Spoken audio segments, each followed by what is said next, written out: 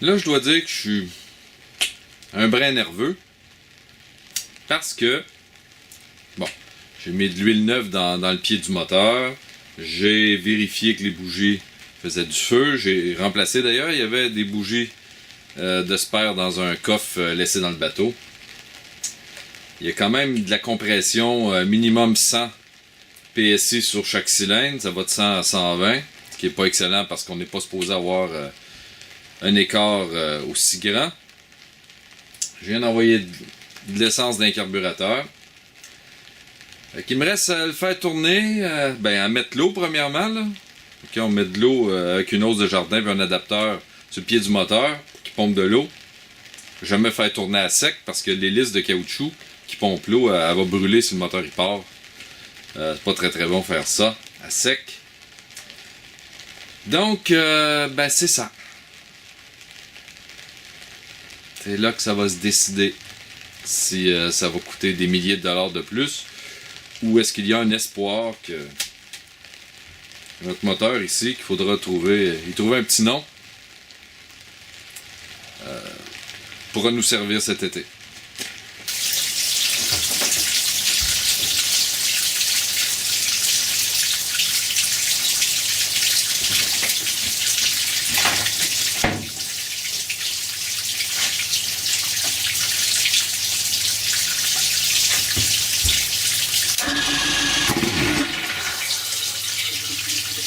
Oh!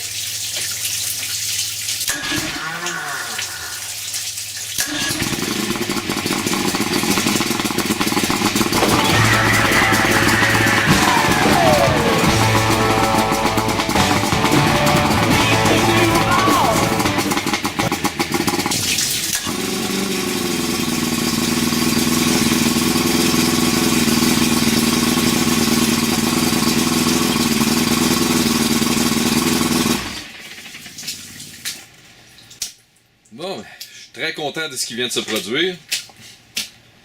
Je suis vraiment surpris même qu'il est parti si bien. Hey, tout de suite.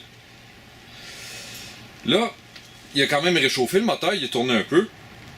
Puis je vais essayer de reprendre la compression sur le cylindre numéro 1, parce qu'il paraît que c'est celui qui roule le plus chaud, qui s'use le plus sur ces moteurs-là.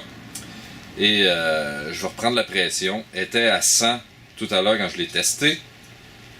C'est le fun qu'elle monte un petit brin au-dessus de 100. En tout cas, on va voir. Fait que pour ça, il faut enlever les bougies. Puis ce qu'il recommandait de faire, c'est de faire une mise à la terre, enrouler un fil de fer autour de toutes les bougies, puis d'accrocher ça quelque part sur le moteur pour pas endommager l'électronique. On enlève toutes les bougies, puis on met cet adapteur-là avec un manomètre de pression pour prendre la pression du moteur. C'est ce qui donne son état de santé. Les trois autres étaient quand même pas si pires, mais celui-là était un peu douteux. Là, je vais faire tourner le moteur comme ça à vide.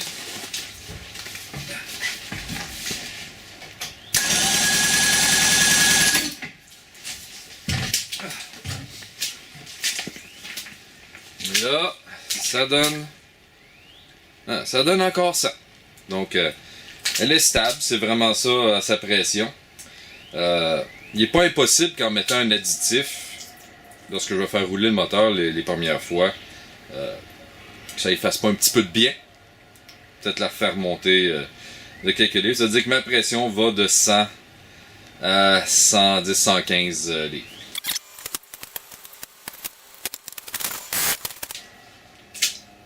Et 120, presque 120.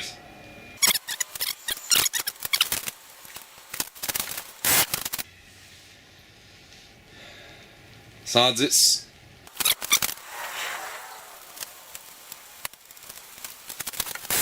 Et le dernier, un petit peu au-dessus de 105.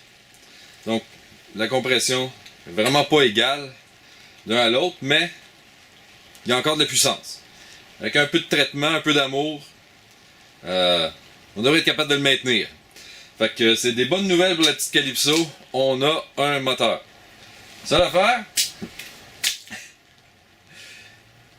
fonctionne juste en marche avant. Le système d'embrayage électrique, là, qui sont des espèces de solénoïdes, de toute évidence, ne fonctionne plus. J'ai testé résistance. Il n'y en avait pas de résistance. Il était supposé avoir 6 ohms de résistance. Et j'ai appuyé sur les boutons quand même, avec le cœur plein d'espoir.